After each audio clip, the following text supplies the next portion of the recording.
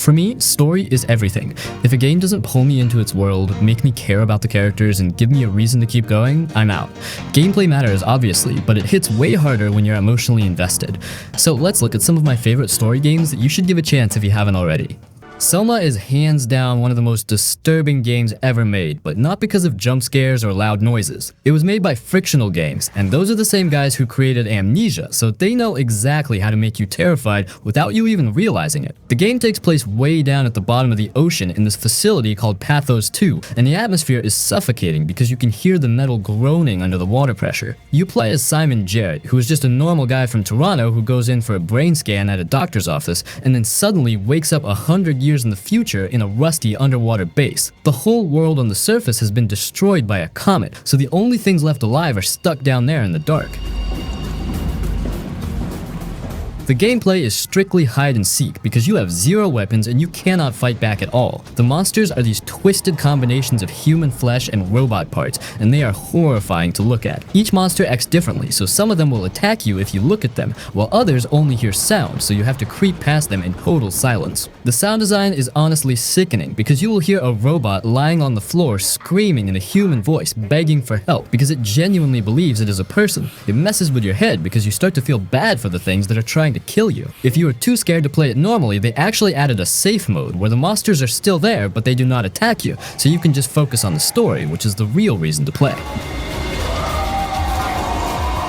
The story is what makes this game a masterpiece because it deals with consciousness and what it actually means to be human. It introduces this idea of the coin flip, where if you copy your brain into a new body, you do not actually transfer over. The new you wakes up in the new body, but the old you is still stuck in the old body. It is a terrifying concept that the game forces you to face over and over again. You spend the game trying to launch this thing called the Ark, which is a satellite holding the brain scans of the last humans into space to save humanity. The ending is widely considered one of the best and saddest endings in video game history. It does not pull any punches, and it will leave you sitting there staring at your screen in silence for 10 minutes, just trying to process what happened. Life is Strange. Life is Strange is an episodic adventure game. It's slightly similar to games of the Telltale series. Your choices affect the outcome of the game and make subtle and huge changes throughout. You feel empathy for the characters in the world, and whilst handling mature themes such as depression, the game grips you to your seat. It is amazing, a masterpiece. The writers are on par with some of the best TV shows and films out there. It makes you question every choice you make, your own reality. As a player, you actually feel like you affect the relationships between the characters. The music and art design are unique and aesthetically pleasing, which is a nice change from the usual games I play. The voice acting's brilliant without spoiling anything. The twists in this game are just wow. Every 20 years, you just zone. No, I saw. Finally, I must end by saying how much I recommend this game. I've experienced nothing like it before. Please try this game. You won't regret it. I really love and recommend this game. The soundtrack is gorgeous. There are emotional and touching scenes with some surprisingly heavy topics and beautiful scenery throughout. All I'm trying to say is that the game is something different and will be a perfect choice if you are solely in a mood for some story experience. Also, check out the sequel if you have played the original. Obviously, she was a good friend. I've got my power to protect. A Plague Tale Requiem is not trying to be fun in the normal way. It is a heavy story game that follows two siblings, Amicia and Hugo, in a medieval world that feels sick and cruel. This is a sequel, and it assumes you already know these characters, which makes everything hit harder. Hugo is not just a kid with problems, he is the reason entire cities collapse. The rats are not a monster you fight once, they're a curse that follows him everywhere. Wherever these two go, things slowly fall apart. What makes this game different is how personal it feels. You are not saving the world, you are trying to delay the worst outcome for as long as possible. Amicia is tired, angry, scared, and slowly losing herself as the game goes on. You can hear it in her voice, see it in how violent she becomes. The game does not pretend she's a hero. It shows what happens when a normal person is pushed too far and has no good choices left. What's happening to me, Lucas? The gameplay is built around being weak and outnumbered. You do not run in and fight groups head on. You hide, you plan, and you use tools to control space. Light matters because rats fear it. Fire matters because it is the only thing that keeps death away. Your sling is not a power fantasy weapon. It is a desperate tool. You craft ammo, break armor, blind enemies, and sometimes you just run because that is all you can do. Combat feels messy and stressful on purpose, which fits the story. One of the most impressive things is how the rats work. They are not just a visual effect. They move like a living ocean, reacting to sound, light, and fire in real time. Entire areas become puzzles built around managing darkness and safety. You are constantly thinking about where you can stand without dying. It creates tension without needing jump scares or cheap tricks. The world itself is grounded in a twisted version of real history. The plague, religious fear, and blind faith all play a role. People see Hugo as a miracle or a demon depending on what they need to believe. Towns feel desperate, soldiers feel cruel, and nobody feels clean or safe. The game takes its time showing quiet moments too, which makes the violent parts hit harder. Requiem stands out because it commits fully to its tone. It is slow, uncomfortable, and emotional, and it never backs away from that. The voice acting is raw. The animation sells every breakdown, and the ending does not try to make you feel good. If you care about strong characters, serious storytelling, and a game that treats its story with respect, this is one of the best recent AA story games out there. Stay close to the wall. I'm asleep. I'm sorry for everything. Kill that girl! Kingdom Come Deliverance 2. Let's talk about Kingdom Come Deliverance 2 because this game is doing something really special and very, very different from every other big budget role-playing game out there. The core idea here is historical realism, and I mean serious realism. This isn't just a fantasy world with castles and swords. The developers, Warhorse Studios, built this game with the help of historians to recreate the Kingdom of Bohemia in the year 1403, which is now the modern-day Czech Republic. When you walk into the major city of Kuttenberg, which was a huge silver mining hub, you are seeing a digital version of what that place looked and felt like 600 years ago. It's a level of historical detail that's almost obsessive, right down to the clothing people wear, the kinds of food they eat, and the actual political turmoil of King Wenceslas IV fighting his own brother Sigismund. You are in the middle of a real civil war that actually happened.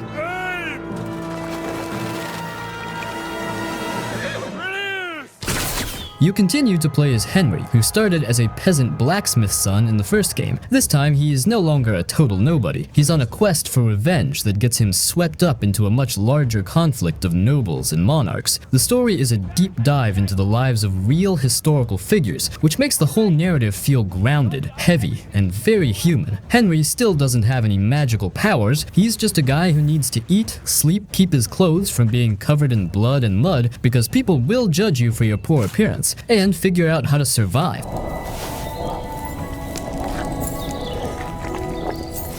Now let's talk about the unique gameplay mechanic that sets this game apart, the combat system. It is famously difficult and very rewarding. It is not just about button mashing. It is a directional sword fighting system where you have to think like a real swordsman. You aim your attacks and blocks in 4 different directions, up, down, left, and right, and you have to match your opponent's moves. If an enemy swings down from the top right, you have to aim your block up and right in the fraction of a second you have. It takes practice with a trainer to get good, and you will get your butt kicked a lot by simple bandits at first, which actually makes Henry's progression feel earned. They've also added things like early primitive firearms, like a slow-loading musket, and crossbows, which bring a new layer to battles. Even though those guns are inaccurate and take forever to reload, it just adds to that feeling of being in a genuinely rough, developing time period. Ha!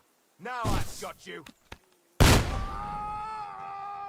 The role-playing elements are also much deeper this time. Your dialogue options aren't just based on your raw speech score. They are influenced by 3 separate traits like oratory, charisma, and intimidation, plus a new layer called appearance, which means if you show up to talk to a duke wearing raggedy, blood-stained clothes, you will not be taken seriously, and your dialogue choices will be limited or even fail entirely. This whole system means you are constantly making choices, from stealing to being a virtuous knight, and every single action affects how the people of Bohemia see you. The developers really put an incredible amount of work into making the game world react to you, and it's that uncompromising commitment to historical detail and challenging realism that makes Kingdom Come: Deliverance 2 one of the most important new role-playing games coming out.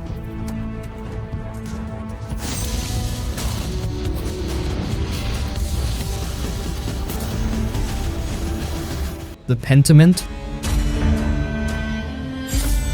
Yeah, I'm gonna be honest, you've probably never even heard of this game, and that's okay. It's niche, like really niche. It's the kind of game that's probably only going to appeal to, well, nerds. History nerds, art history nerds, narrative adventure nerds. Basically, if you like deep dives into obscure historical periods and text-heavy dialogue, then maybe this game is for you. If not, yeah, you can probably skip this one. And, full disclosure, I almost did too. I remember seeing the initial trailers. Medieval Germany, illuminated manuscripts, murder mystery. My initial reaction was a polite, oh, that's interesting, which, you know, usually translates to, I'll probably never play that.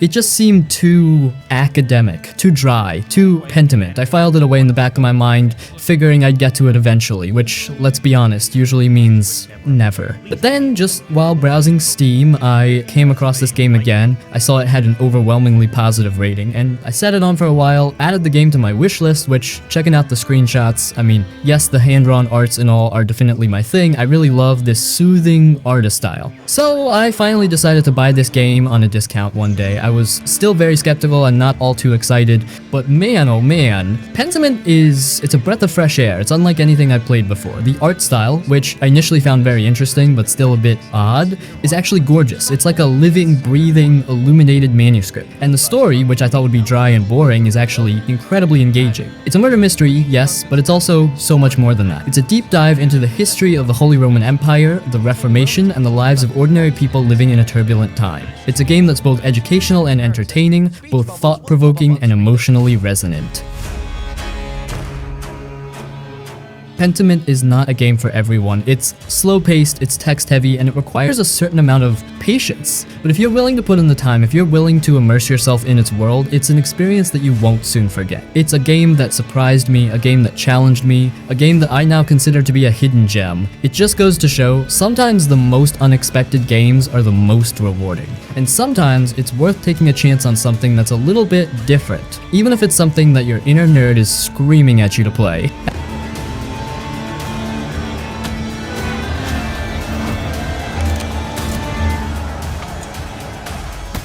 Mafia Definitive Edition.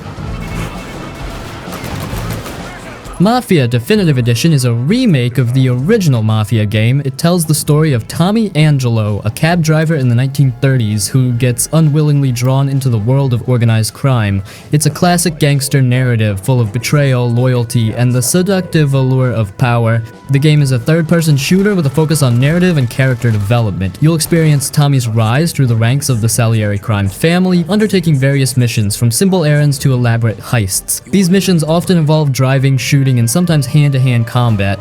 The driving mechanics are a key part of the game, and they're designed to feel authentic to the 1930s era. Cars are slower and handle differently than modern vehicles, adding a layer of challenge to chases and getaways. The combat is cover-based, and it's important to use your surroundings to your advantage. Ammunition can be scarce, so you'll need to be accurate and conserve your resources.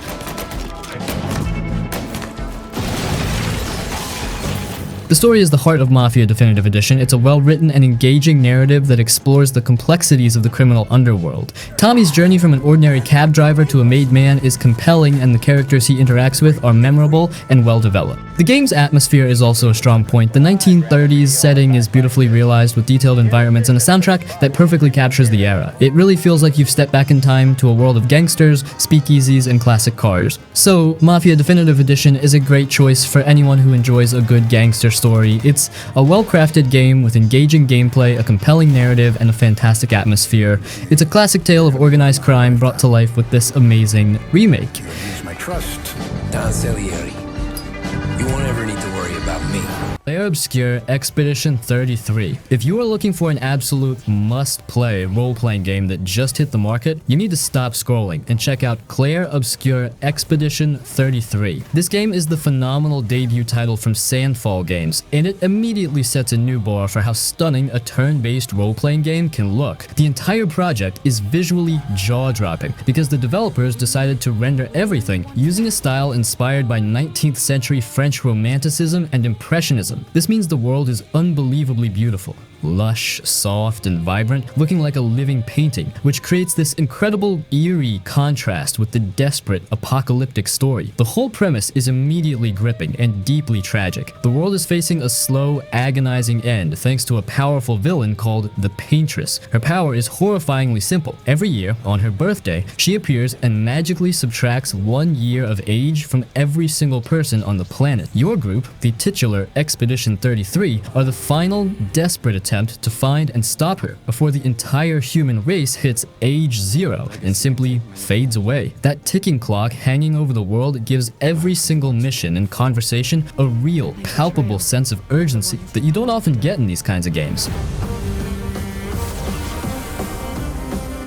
Now, let's get into the mechanics, because the combat is the reason this game is blowing up right now. It takes the classic turn-based system and amps up the adrenaline. It's an active turn-based system that absolutely demands your attention and skill. You aren't just selecting options from a menu and sitting back. Whenever an enemy attacks one of your 4 party members, a small QuickTime prompt appears on the screen, and you have to hit the correct button or direction at the exact moment of impact to successfully parry, block, or dodge the blow. Nailing the timing is critical, because a perfect parry can drastically reduce damage and give you an immediate counterattack chance. The same timing-based inputs apply to your offensive moves. To maximize the damage or trigger the powerful secondary effects of your abilities, you often have to hit a sequence of buttons or hold a press in a specific rhythm. This means every battle, from minor skirmishes to the gigantic multi-stage boss fights, which are visually spectacular by the way, is a highly engaging test of reflexes and rhythm. You're constantly managing your party's unique skill trees, making sure their equipment is optimized, and mastering the timing of the parry system. It's a game that respects both the strategic depth of traditional role-playing games and the skill-based satisfaction of an action title, making it a powerful experience that feels genuinely new in the current gaming landscape.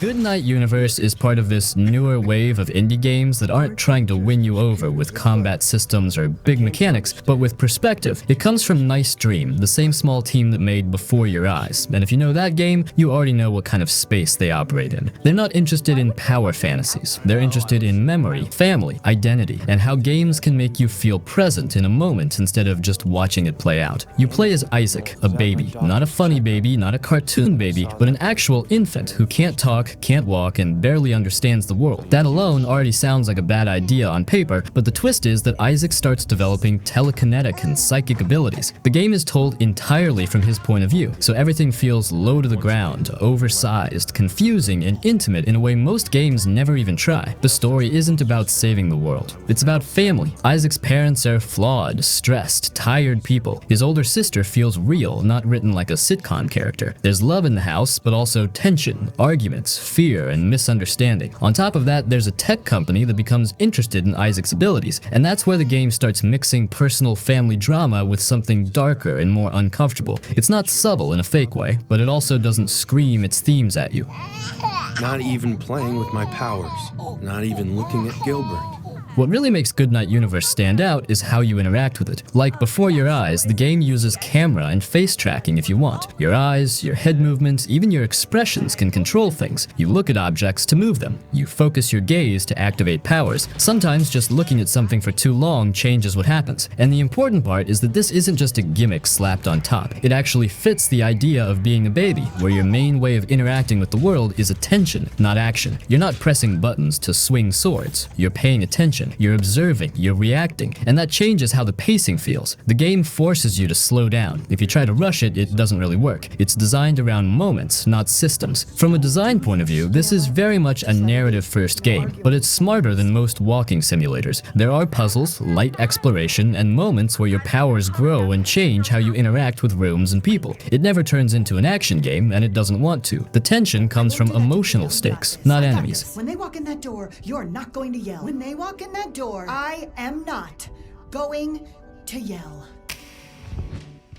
You need to explain yourself to me right goddamn now! Visually, the game keeps things grounded. It's not flashy. The environments feel lived in. Messy rooms, toys on the floor, dim lighting at night, quiet moments where nothing happens except breathing and background noise. Sound design does a lot of heavy lifting here. You hear muffled voices, distant arguments, household sounds, and it all adds to that feeling of being small in a big world you don't fully understand yet. What's interesting is how this game fits into the current indie scene. We're seeing more studios explore perspective-based storytelling, where the mechanics exist mainly to reinforce how the story feels. Goodnight Universe sits right alongside games like Pentiment or The Altars in that sense. Very different genres, but the same mindset. Use the medium properly. Do something that only games can do. Reception-wise, people who bounce off slow narrative games probably won't love this, and that's fine. This isn't trying to convert action fans, but for players who enjoy story-driven experiences that trust the audience to sit with uncomfortable emotions, Goodnight Universe lands hard. A lot of players talk about finishing it and just sitting there for a bit, not because of shock value, but because it feels personal in a quiet way. At the end of the day, Goodnight Universe isn't here to impress you, it's here to connect with you. It's one of those games where the mechanics disappear after a while and you're just inside the experience. No big set pieces, no forced drama, just a strange, intimate story told from a perspective games almost never use, made by a studio that clearly understands why interactivity matters. They will take care of you. What the hell? And then, when you're ready, they will get you home. GTA 4. Let's talk about Grand Theft Auto 4. This one hit the streets in 2008, and even after all these years, it's a game that sticks with you. While GTA 5 may have stolen the spotlight, there's something about GTA 4 that feels special, gritty, grounded, and more focused on story and characters than just over-the-top chaos. The star of the show is Niko Bellic, a Serbian immigrant trying to leave his violent past behind. He comes to Liberty City chasing the American dream, but instead he finds himself pulled into a spiral of crime, betrayal, and moral dilemmas. Niko's story hits harder than most, exploring themes like loyalty, revenge, and what it means to start over. He's not your typical GTA protagonist, he's more human, more vulnerable, and that's what makes him unforgettable. And then there's Liberty City. It's not just a playground, it's alive. The bustling streets, the radio stations, the little details in every corner, it feels like a real place. This isn't the sunny, carefree vibe of Los Santos. Liberty City is dark, rainy, and full of tension, which makes it feel like you're truly part of Niko's struggle. Makes it okay to stab your friends in the back? Gameplay-wise, GTA 4 dialed back some of the silliness from earlier games in favor of a more realistic approach. The driving feels heavier, the combat more deliberate. Some fans missed the craziness, but others loved how grounded it felt. And let's not forget the side activities. Bowling with Roman, yes, he will call you constantly comedy clubs and just cruising the city at night listening to those killer radio soundtracks. What makes GTA 4 still worth playing today? It's the story, the atmosphere, and how raw and real it feels. It's a different kind of GTA 1 that trades mindless fun for something deeper and more meaningful. If you've only played GTA 5, give 4 a shot. It's a slower burn, but man, it's worth every second.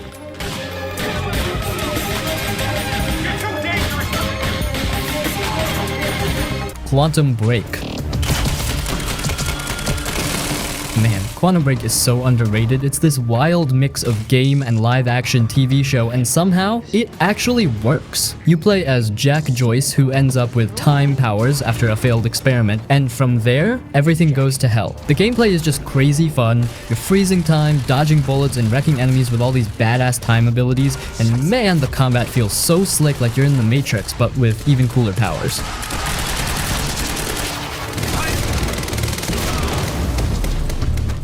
The Last of Us. It's the outside. So is that everything you hoped for? Can't be any worse. This one's a no-brainer. The Last of Us Part 1 and 2 aren't just games, they're straight-up cinema you can play. Both of them are built to feel like a movie from start to finish. The acting, the camera work, the music, the lighting, everything is polished and emotional, but what really makes them stand out is how smooth the whole experience feels. Like you're playing the game, but it never really feels like you're being pulled out of a story. Let's start with The Last of Us Part 1. You play as Joel, a guy who's just trying to survive after a global outbreak wipes out most of the world. He ends up having to escort a young girl, Ellie, across the country, and the two slowly build a bond that becomes the heart of the whole game. The story is super grounded and emotional, and it's told with this quiet, serious tone that feels like a high-quality drama series. The cutscenes are amazing, but even the gameplay parts feel like some cinematic fight sequences. The way the characters move, talk, and react to things around them, it's all super natural.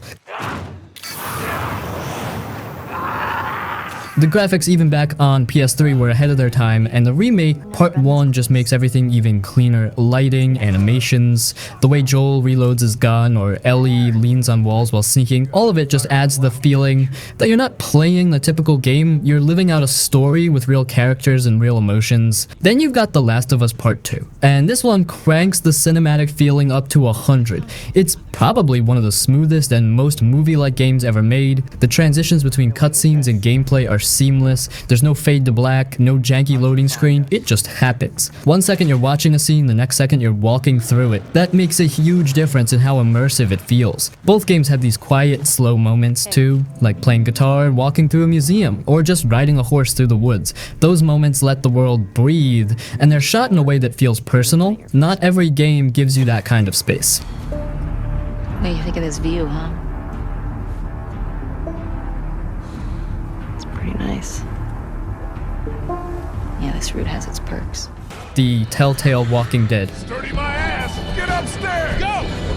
Man, The Telltale Walking Dead is more than just a game, it's an emotional gut punch. You play as Lee, a guy with a rough past who ends up protecting Clementine, a sweet little girl. And before you know it, she becomes your whole world. The game throws brutal choices at you. Save one person or another, be honest or lie, and no matter what you pick, there's no right answer. Every decision changes the story, and you're constantly left wondering if you messed up or you could have saved a character. But what makes this game so special is the bond between Lee and Clem. You actually care about them. And when Season 1 ends, man, it wrecks you. It's the kind of ending that sticks in your head for years. That's why this game is one of my favorites. It's powerful, emotional, and unforgettable.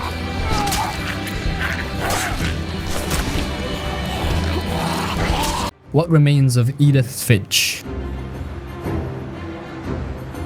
You play as Edith, the last living member of this super unlucky family, the Finches. She's come back to her old, creaky house to figure out what the hell happened to everyone. And I don't mean like some basic what happened mystery. I mean, you literally explore the lives and deaths of every family member through these short, creative little story segments. Each one feels like its own mini game with its own rules and art style and tone. Like one moment you're playing as a kid pretending to be a monster, and the next you're slicing fish while your mind drifts into a full-on fantasy world. It's wild how different each section feels, but somehow it all fits together perfectly. The real magic here is how it uses gameplay to tell the story, not just with dialogue or text, but with how you play. Like there's this one level where a character is dealing with mental illness, and the way the controls split between a dull job and a daydream slowly taking over, it's straight up genius. You don't just hear what they're going through, you feel it.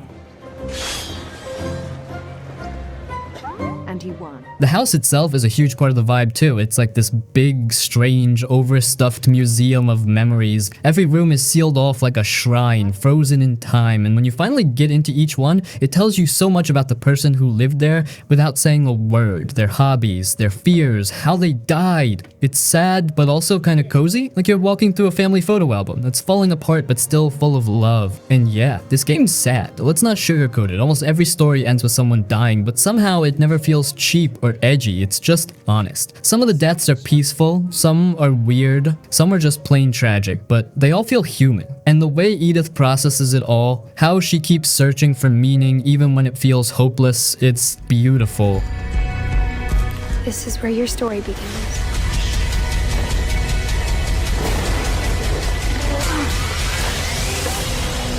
Metro Exodus. Metro Exodus is a game where you explore a big, messed up Russia after a nuclear war. It's a first-person shooter, which means you see the world through the character's eyes, and it's also a survival horror game, so things can get pretty scary. It's the third game in the Metro series, but this time, you're not stuck in the tunnels under Moscow anymore. You get to go outside and see what's left of the world. You play as Artyom, who was also the main character in the other Metro games. He and a bunch of other people who survived the war decide to leave the Metro and try to find a new place to live. They hop on a train and travel across the country, which is now a wasteland. It's a long and dangerous journey, and they meet all sorts of people along the way. The story is less about one big goal and more about the journey itself and the characters you meet.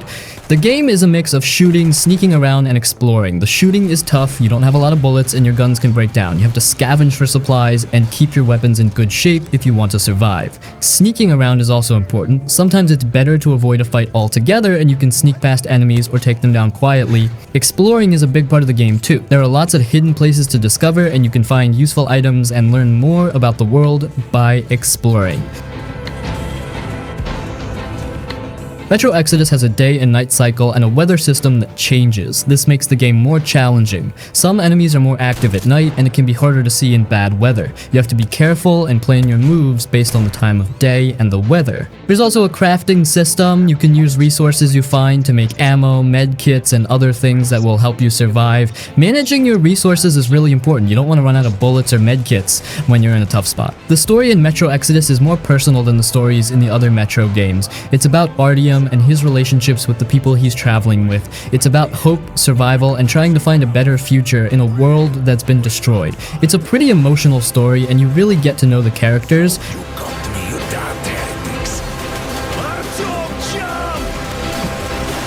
Star Wars Jedi Fallen Order.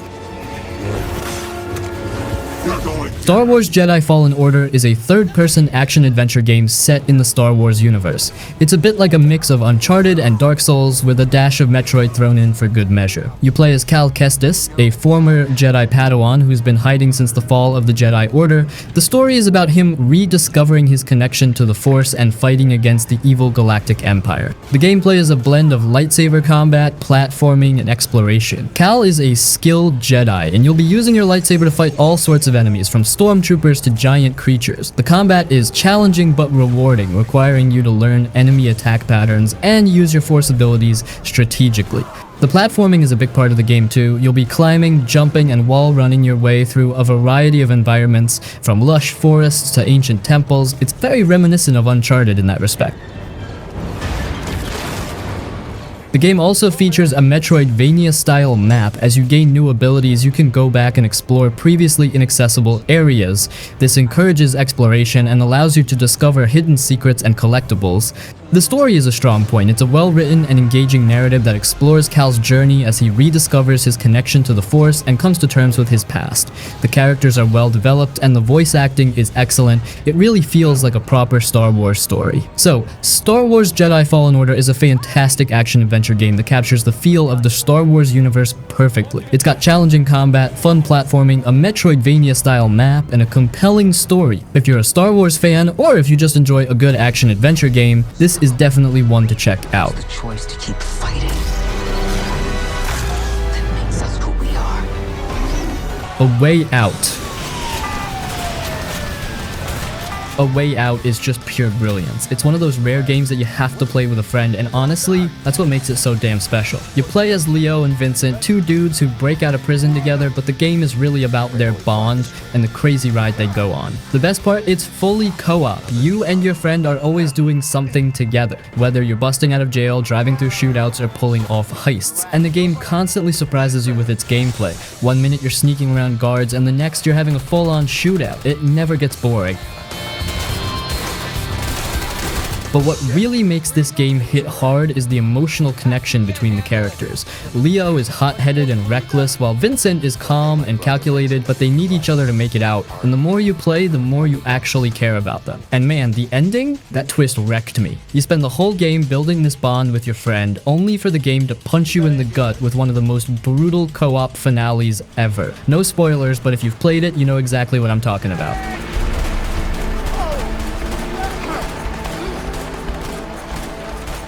Judgment Games by RGG Studios.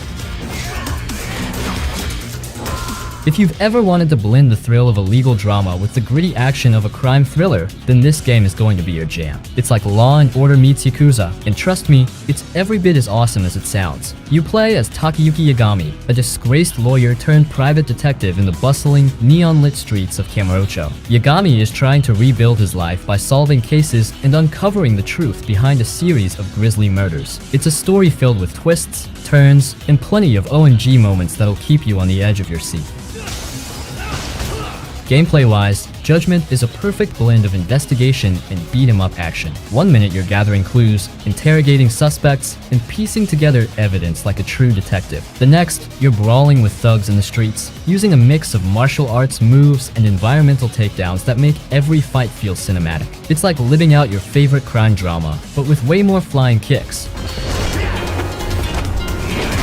Visually, Judgment looks stunning. The city of Kamurocho is brought to life with incredible detail, from the bustling streets filled with colorful signs and lively crowds to the quieter, shadowy alleys where danger lurks. The character models and facial animations are top-notch, making every cutscene and interaction feel lifelike. It's like stepping into a high-budget TV series. I love the deep, engaging story and the mix of detective work and action. The characters are well-developed and memorable. Many players appreciate how the game tackles serious themes while still having moments of levity and humor, a signature of RGG Studios' style. So, if you're looking for a game that combines a gripping story, intense action, and a dash of detective work, Judgment is a must-play. It's got everything you'd want from a crime thriller, a compelling protagonist, a detailed world to explore, and plenty of mysteries to solve. Grab your controller, put on your detective hat, and get ready to uncover the truth. This is one case you won't want to miss. Let's go!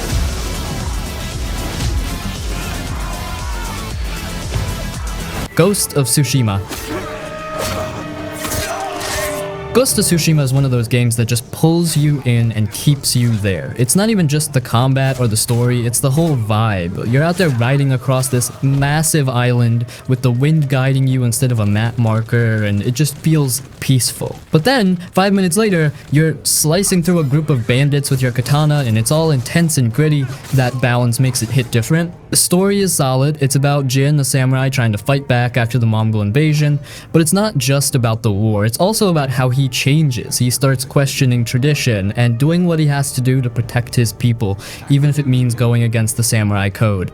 The way it's told feels grounded, and the voice acting, especially in Japanese, is really well done. Combat is clean, you can go full stealth or walk up and challenge enemies face to face like a true samurai. Both styles work, parrying and dodging feels smooth, and when you get the timing right, it just feels good. The standoffs are badass too. You wait, time it right, and take down a dude in one clean strike. This version, the director's cut, also includes the Iki Island DLC, and it's not just some throwaway extra.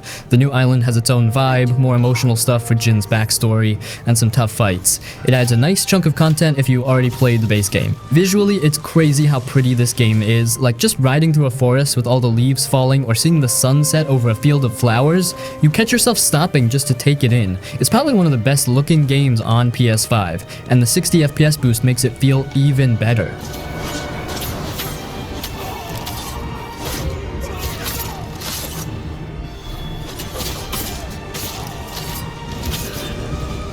God of War Ragnarok. God of War Ragnarok is nothing short of epic. It takes everything that made the 2018 reboot so incredible, tight combat, an emotional story, and jaw-dropping visuals, and cranks it all up to deliver a sequel that feels like both a natural evolution and a perfect conclusion to Kratos and Atreus' Norse saga. The story picks up a few years after the events of the last game. Fimbulwinter is in full swing, and the looming threat of Ragnarok, the end of the world, has Kratos and Atreus caught in the middle of gods, giants, and prophecies. Atreus is older now, wrestling with his identity as Loki, while Kratos is still trying to be the dad he never had. Their dynamic is the heart of the game, and it's layered with tension, growth, and genuine warmth. Watching their relationship evolve is just as engaging as battling massive monsters. Speaking of battles, the combat is better than ever. The Leviathan axe and Blades of Chaos are back, and they feel as satisfying as ever to use. The game adds more depth to your arsenal with new moves, abilities, and shields tailored to different playstyles. You'll switch between weapons mid-fight, chaining together combos and special attacks while managing your positioning. It's fast, brutal, and incredibly rewarding. Enemy variety has been kicked up a notch, with plenty of new foes to keep you on your toes. From hulking trolls to cunning Einerjar warriors, every encounter feels fresh and challenging. The boss fights, in particular, are some of the best in the series, massive, cinematic, and packed with mechanics that test your skills. The world of Ragnarok is stunning. You'll visit all 9 realms this time, and each one is uniquely designed and overflowing with detail. From the icy peaks of Midgard to the fiery depths of Muspelheim, the environments are gorgeous and brimming with life. Exploration feels rewarding, with hidden lore, puzzles, and side quests that add depth to the world and characters. One of the standout aspects of the game is its cast. Thor and Odin, teased in the first game, take center stage here, and they're portrayed in ways that feel fresh and compelling. Thor is more than just a brutish hammer wielder, he's a complex, flawed character with his own struggles. Odin, on the other hand, is manipulative and cunning, a fascinating take on the All-Father. If there's any downside, it's that Ragnarok sticks closely to the formula of its predecessor. It doesn't reinvent the wheel, but it refines everything to near perfection. Some might find the pacing a bit slow in the middle, especially with side content, but it's hard to fault a game for giving you so much to do. God of War Ragnarok is everything a sequel should be. It's bigger, more ambitious, and emotionally richer than its predecessor, while still delivering the intense, visceral gameplay the series is known for. It's a fitting end to Kratos' Norse journey and a reminder of why this franchise is one of the best in gaming. Whether you're here for the epic fights or the deeply personal story, Ragnarok is a masterpiece.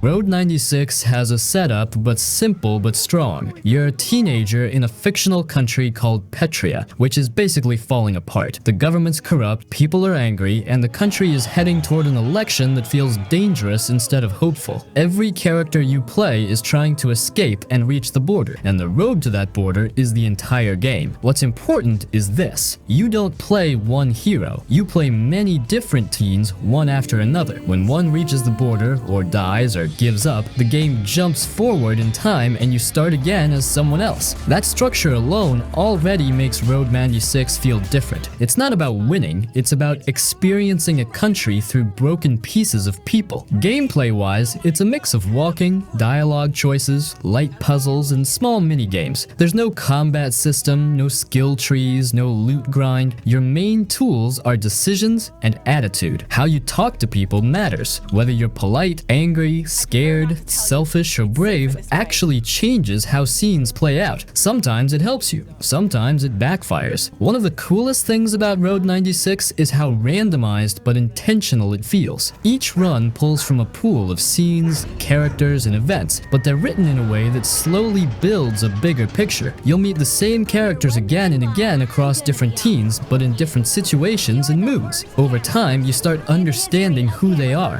what they want, and how messed up the system around them really is. To be armed and very dangerous. If you see them, please call the police immediately.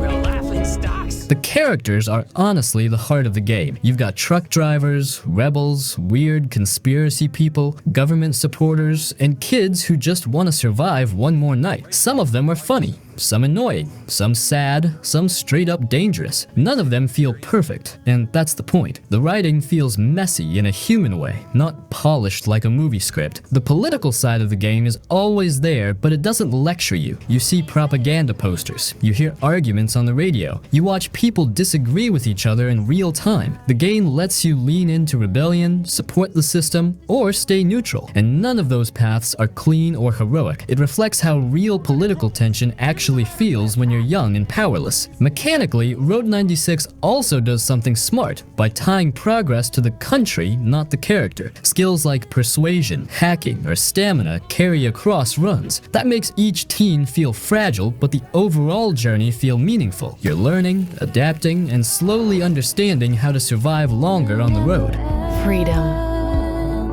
Nothing is more important, but there are many others in Petra still looking for it. The music deserves its own mention. It's one of the reasons people remember this game. The soundtrack mixes road trip vibes, synth, indie, and moody tracks that perfectly fit the feeling of being alone at night with nowhere to go. A lot of scenes hit harder simply because of the music playing underneath them. Visually, the game doesn't aim for realism. It's stylized, slightly exaggerated, almost dreamlike at times. That works in its favor because Road 96 isn't trying to be a documentary. It's a feeling. Long roads, empty gas stations, cheap motels, police checkpoints, and quiet moments staring out into nothing. This game came out during a time when a lot of indie devs were experimenting with procedural storytelling, and Road 96 is one of the better examples of that idea done right. It's not perfectly balanced, and some scenes definitely hit harder than others. Some dialogue can feel on the nose. Some runs feel stronger than others, but that unevenness almost adds to the experience. Not every journey is supposed to feel the same. Road 96 isn't a power fantasy. You don't save the world. You don't fix the system. You just try to get through it. And somehow, that makes it more honest than a lot of bigger games that pretend choice always leads to victory. It's the kind of game you finish, think about for a bit, and then realize it stuck with you more than you expected. Not because it shocked you, but because it felt real in a quiet, uncomfortable way.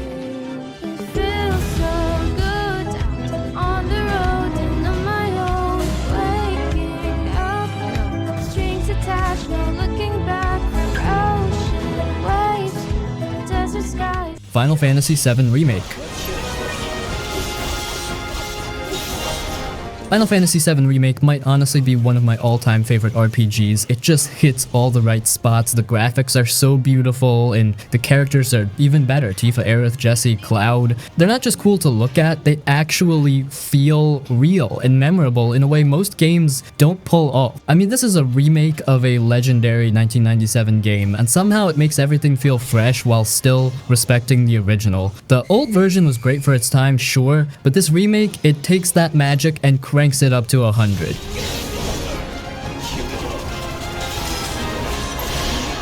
The combat is super fun too. It looks flashy, it feels smooth, and it's not one of those systems that makes you want to throw your controller. You get to pull off wild sword combos and huge spells while switching between your party in real time. It's just really satisfying. Plus, the game is pretty linear, which I actually love. It keeps the story tight and focused with just enough side stuff to make the world feel alive without dragging things out. And of course, when it comes to characters, Tifa and Aerith, they're both amazing. Tifa's tough and sweet, Aerith's playful but deep, and Cloud, well, he's the cool, broody dude with a giant sword. But seriously, the English voice acting is surprisingly great, like actually better than most other JRPGs I've played. It gives so much personality to every scene.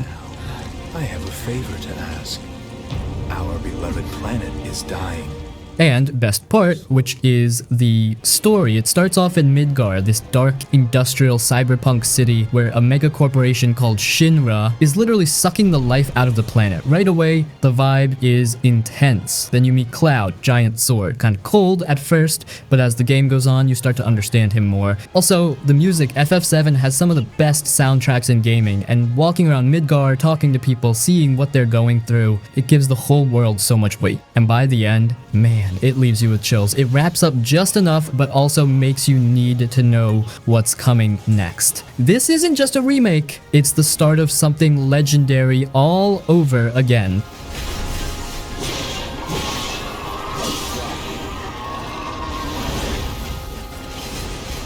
Let the winds caress you. You got this. Not looking good. Metal Gear Solid 3 Snake Eater.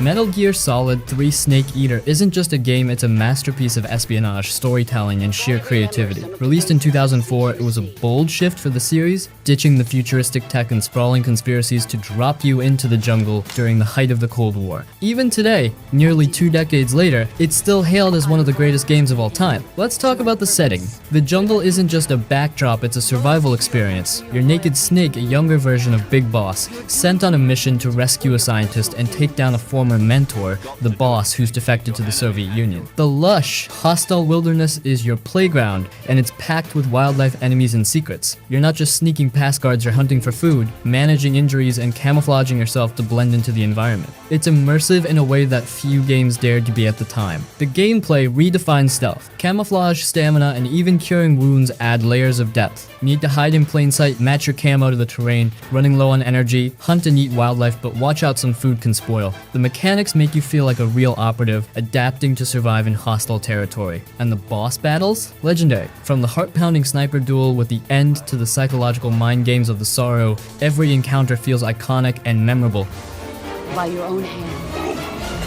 The story is peak Hideo Kojima. It's packed with twists, emotion, and that perfect blend of the absurd and the profound. The relationship between Snake and the boss is the beating heart of the game. By the time you reach the emotional gut punch of the finale, you're not just playing a mission, you're living through one of the most powerful moments in gaming history. The soundtrack? Unforgettable. The title track, Snake Eater, is a Bond-inspired banger that sets the tone perfectly. It's dramatic, over the top, and yet completely fitting for the game's larger-than-life vibe. What makes Metal Gear Solid 3 timeless is how everything works together: the mechanics, the story, the atmosphere. It's not just a game about sneaking around, it's about survival, loyalty, betrayal, and what it means to be a soldier. Whether you're a die-hard fan or new to the series, Snake Eater is a journey worth taking. It's a masterpiece that hasn't aged a day, and honestly, it probably never will.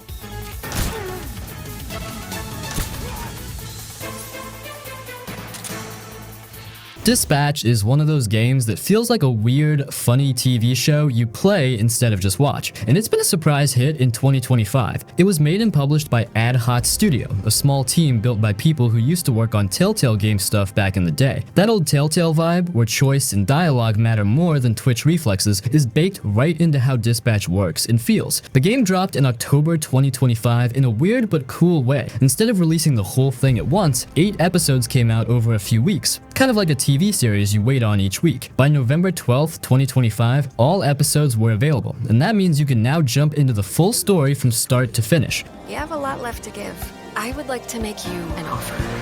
In Dispatch, you play Robert Robertson III, also known as the washed-up hero Mecha Man. His giant mech suit got wrecked, his reputation is in rough shape, and now he has to work at the Superhero Dispatch Network, SDN, which is basically a superhero office where you send other powered people out on missions instead of being the one in the field yourself. Robert isn't just giving orders though, he's dealing with his own sense of purpose while managing a chaotic team of misfits, including reformed villains and quirky personalities. The story leans really hard into comedy and character work. It's not this somber moral epic with deep lectures about good and evil, it's more about office drama in a world full of superpowers where choices you make in conversations actually shape how characters feel about each other and how things unfold. People talk, you respond, and sometimes what you say changes later scenes in subtle or big ways. The dialogue has real energy, partly because of the voice cast, which includes Aaron Paul, Jeffrey Wright, Laura Bailey, Moist Critical, Jack Septaikai, and others who bring the characters to life in a way the writing alone doesn't always do on its own. Is that your car? I don't have a car. That's gonna be a weird insurance claim. Gameplay isn't about fighting and shooting. You spend most of your time looking at the SDN map, deciding which heroes to send to what crisis, trying to match their strengths, weaknesses, personalities, and cooldowns to the job at hand. It's like a light strategy game smashed into a narrative adventure. There are also hacking minigames and occasional quick-time events to break up the conversation sequences and dispatch decisions, but it's never about crazy action. Something else worth pointing out is how the episodic structure really drove the conversation around this game. People weren't just playing and moving on, they were talking online about what happened last week's episode, guessing endings and theorizing about what choices would matter most. That doesn't happen with every game, but Dispatch tapped into it because its storytelling is built like a serialized show. He's so fucking proud of the man you've become. He told me that. What's wild is how much traction this game got for such a focused idea. It sold over 2 million copies in its first month, even without launching on every console yet, which is huge for a narrative-driven, indie-leaning title. That success has even got the developers talking about a possible second season down the line. That's basically Dispatch Season 2 if all the stars align. So Dispatch is not a typical superhero game where you punch stuff or save the world. It's a story-first experience where you manage people, deal with weird situations, and watch how your choices shift relationships and outcomes. If you like games that feel like interactive stories with some strategy and strong voice acting, this one deserves a spot on your list. home behind that desk because you're no hero. You're a nerd playing a video game in a suit your daddy built.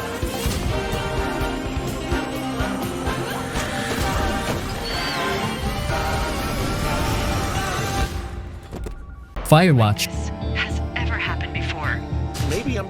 You play as Henry. His life's kind of fallen apart, so he takes a job watching for fires in a big forest in Wyoming. He's up in this little tower all summer, no real contact with anyone except for a woman named Delilah. She talks to him through a walkie-talkie. That's it, no face-to-face stuff, just voices. But those chats, they feel real. Funny sometimes, other times really heavy. The way they talk feels natural, like you're just listening to two people get to know each other, mess up, connect, drift apart, or maybe not. You choose how Henry responds, and that shapes how close they get. The forest itself looks beautiful, not in a fancy way, more like a painting. Colors shift with time of day. You'll see pink skies, orange trees, soft shadows. It's peaceful, but also a little lonely. You're just walking around, checking things out, doing small tasks.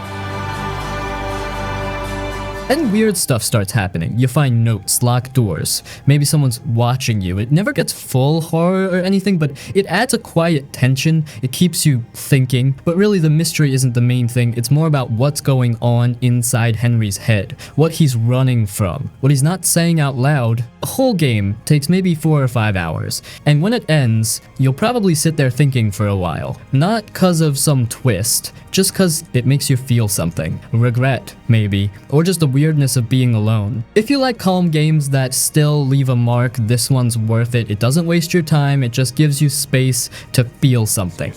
People take this job to get away from something. So what's wrong? Everything's fine, just getting some fresh air.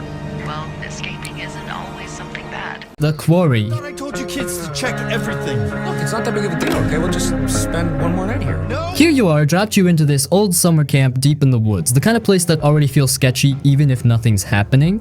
You play as this group of teens just hanging around after the camp season's over, kind of messing around, planning to have one last night of fun before heading home.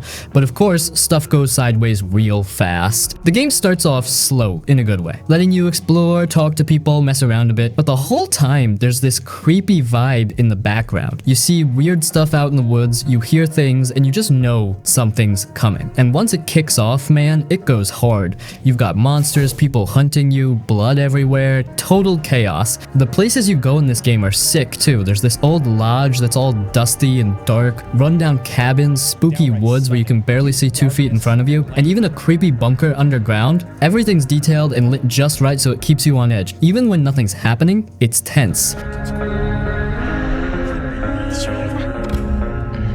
Should we look? Gameplay's simple, mostly walking around, picking what to say, making quick choices when stuff goes down. You're not here for combat or crazy gameplay loops. You're here to experience the story and maybe panic a little when the screen goes quiet and you know something's about to pop out. And yes, sometimes it leans into that cheesy horror stuff, but that's kind of the point. It's got that fun, spooky movie feel, like the stuff you throw on with friends at night, but now you're deciding who lives and who gets wrecked.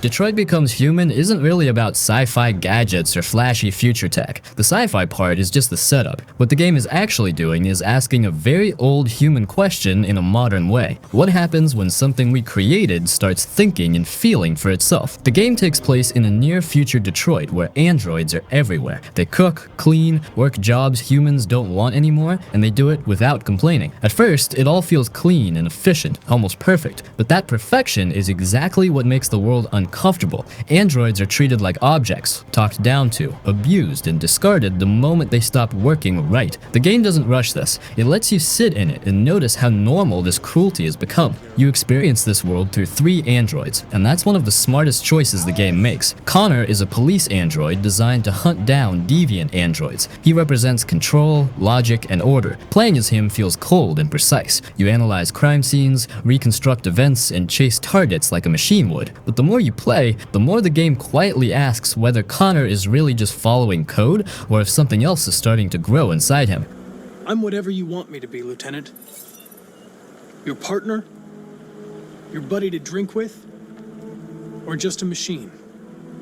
designed to accomplish a task. Marcus is the opposite side of the story. He begins as a caretaker android, but his path turns into something much bigger. His story is about rebellion, leadership, and choice. What makes Marcus interesting is that the game doesn't force him to be a hero or a villain. You decide what kind of revolution he leads, peaceful or violent, hopeful or angry, and the game actually reacts to that in real ways, not just small dialogue changes. Then we will die free. Then there's Kara, and her story is the most grounded and emotional. Kara isn't trying to change the world, she's just trying to survive and protect a child. Her chapters feel smaller, quieter, and more personal, but that's why they hit so hard. Through Kara, the game explores fear, love, and sacrifice in a way that feels very human, even though she isn't. Gameplay-wise, Detroit is mostly about choices and consequences. You're not mastering combat or learning complex systems. You're making decisions under pressure, sometimes with a timer ticking down, sometimes without knowing the full picture. The game shows you the branching paths after each chapter, which might sound like it would ruin the mystery, but it actually does the opposite. It makes you realize how many moments could have gone differently, and how close you were to losing someone or changing everything. What really sells Detroit as a sci-fi game is how believable it feels. This isn't some far-off future with aliens and space travel. It feels like a world we could realistically drift into. Facial animations, voice acting, and music all work together to make characters feel real. You can see fear in their faces, hesitation in their movements, and doubt in their voices. That level of detail is what makes the choices hurt when they go wrong. Detroit Become Human is the kind of sci-fi that sticks with you after the credits roll, not because of explosions or plot twists, but because it forces you to reflect on control, freedom, and empathy. It doesn't tell you what the right answer is. It lets you live with the consequences of the answers you chose, and that's what makes it powerful.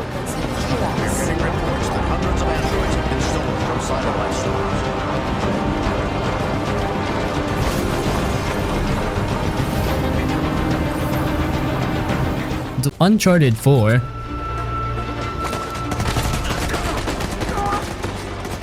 And if you have been playing the Uncharted series since the starting days, you must know how big of an influence these amazing games had as a whole on the newer PlayStation games, especially Uncharted 2. And here we are going to talk about the best of all, well, at least for me, which is Uncharted 4. This game still plays and looks like it could be a next-gen title. The fluid animations, the set pieces, the pacing, everything was perfect. It's the last big chapter for Nathan Drake, and you can feel that from the start. He's not the young, wild guy he used to be. He's older now, trying to live a quiet life with Elena, but deep down, you know he misses the thrill. So when his brother Sam shows up asking for help, Nate jumps back in. One more adventure. And honestly, it's his best one. The game takes you all over the world, from muddy jungles to crazy pirate ruins, and every place looks insane. And you know that jeep chase in Madagascar is still one of the coolest moments in any game. And the whole pirate treasure hunt thing, it just keeps getting bigger and crazier as the game goes on. And for the gameplay, everything's smoother here. Gunfights feel clean, you can go loud or stealthy, and it's actually fun either way. The climbing feels more natural than before. And then there's the grappling hook, which might sound like a small thing, but it adds so much to how you move. You're swinging across gaps, climbing faster, pulling off cool stunts. It's just fun to control. The exploration is a big deal too. It's not a fully open world, but the levels are wide enough that you can take your time, look around, and find hidden paths or optional stuff. And the visuals, crazy. This was a PS4 game, but it still holds up with modern stuff. The water, the lighting, the little details in buildings. Naughty Dog didn't mess around. So yeah, Uncharted 4 isn't just one of the best PlayStation exclusives, it's one of the best games, period. Great story, fun gameplay, beautiful visuals, and an ending that actually feels like an ending. If you've never played it, you're missing out.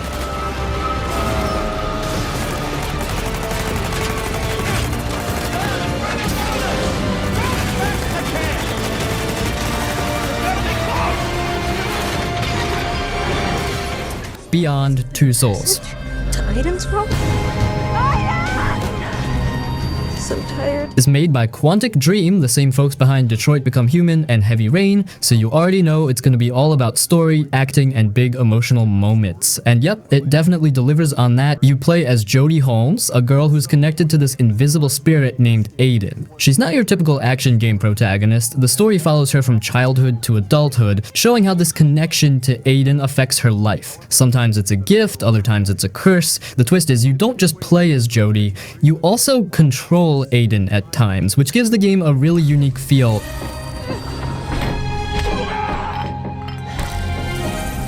Visually, it holds up well. The facial animations, lighting, and environments all look sharp, and the gameplay is pretty simple, which is both a good and bad thing, depending on what you're into. You walk around, interact with stuff, and make choices during conversations. When things get tense, you do some light action with quick-time events, or you move Aiden to float through walls, possess enemies, or knock objects around. The controls are low-key, but it fits the slower, story-driven vibe. This isn't about crazy combat, it's about living through Jodie's life and making decisions that shape her path.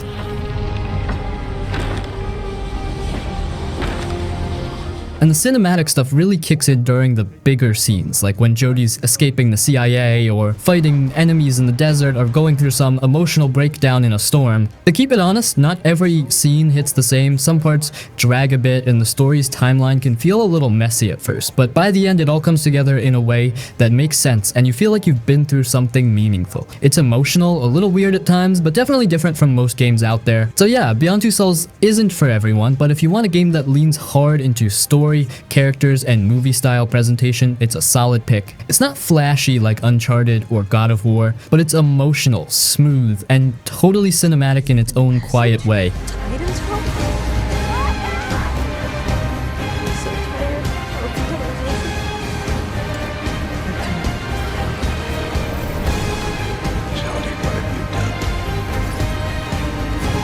Planescape Torment. You know, I've learned some new tricks.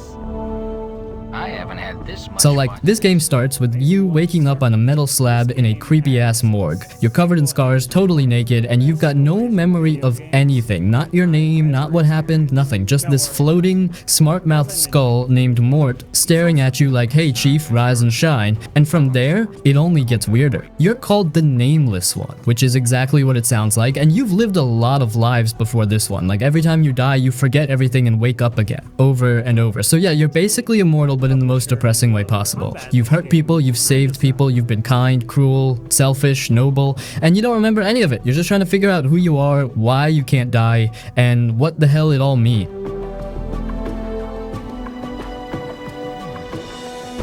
And the writing? Holy crap, it's not just good, it's literature level. Like, you'll talk to a random character and they'll drop some poetic line about death or regret that makes you stop and just stare at the screen for a minute.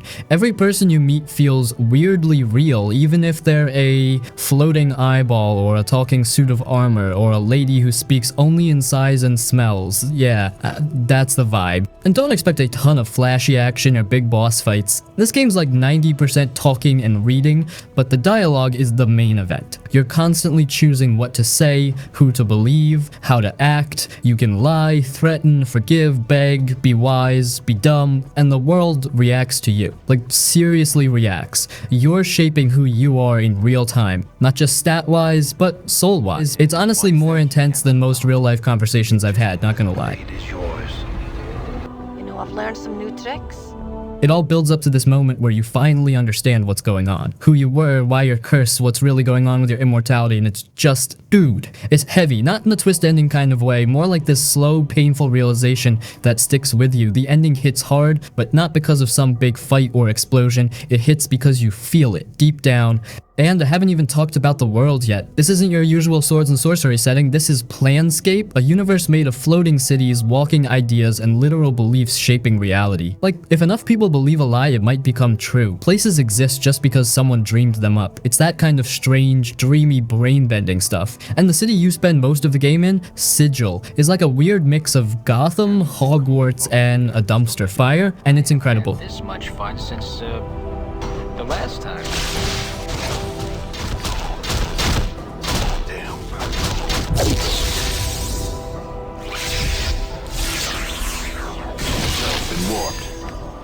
Red Dead Redemption 2.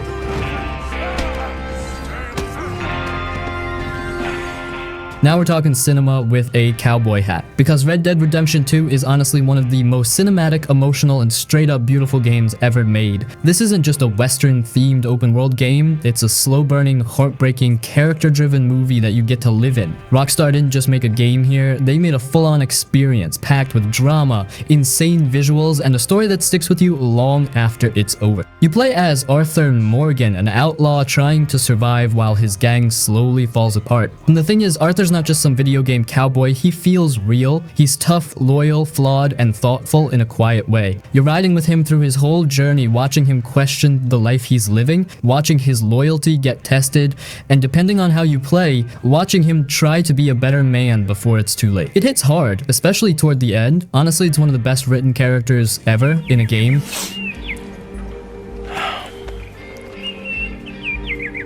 The story takes its time, and that's on purpose. It's all about building relationships, tension, and emotional weight. You spend hours with the gang, not just on missions, but around the camp, talking, playing cards, listening to people argue, or tell stories by the fire. It's like living inside a long, detailed HBO drama with layers of storytelling and big, powerful moments. And the cinematography here is absolutely next level. Rockstar really leaned into that movie look. You've got slow pans across mountains during sunset, close-ups during emotional cutscenes, and wide shots of Arthur riding alone through the snow. The animations are super detailed, and everything from how characters walk to how they sit on their horse feels smooth and natural. It's honestly crazy how much effort they put into the little thing. I'm worried my path is coming to an end, Mr. Swanson. Even the missions feel like scenes out of a movie. Robbing a train at night in the rain, breaking someone out of jail, riding through gunfire while the music swells. The game knows how to make moments feel big without needing a cutscene every time, and when it does cut to a proper scene, the acting and writing carry it just like a film. And even outside the main story, the world itself feels alive. You can walk into a saloon and get into a bar fight, or run into a stranger in the woods who needs help, or watch the sunset from your horse while birds fly overhead.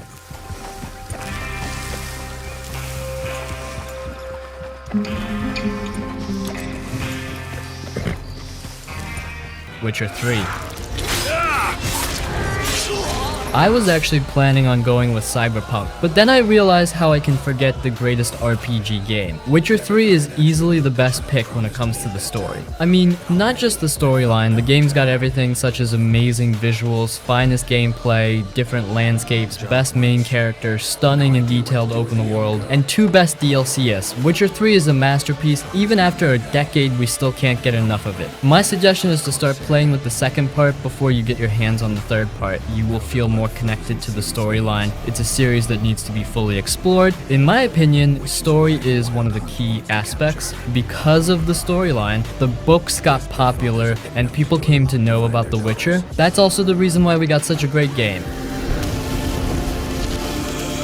A mix of fantasy, monsters, kingdoms, and magic. Everything adds up nicely, resulting in a perfect game. This game is about more than just slaying beasts, it's a deeply personal journey of Geralt. Characters such as Yennefer, Triss, Ciri, Jaskier, they all add depth to the game and make it more engaging. It's like you are experiencing sub-stories of each of these characters along. Also, we can never forget about the side quests. That's where the game really shines. You can easily lose yourself doing all these side quests, killing beasts, getting rid of monsters, finding items, helping the NPCs, collecting materials. Witcher 3 is one of those games that you can spend over 100 hours and will still find something new. It's not a 10-hour story. Make sure to get ready to experience a full-on journey that will take you more than 100 hours.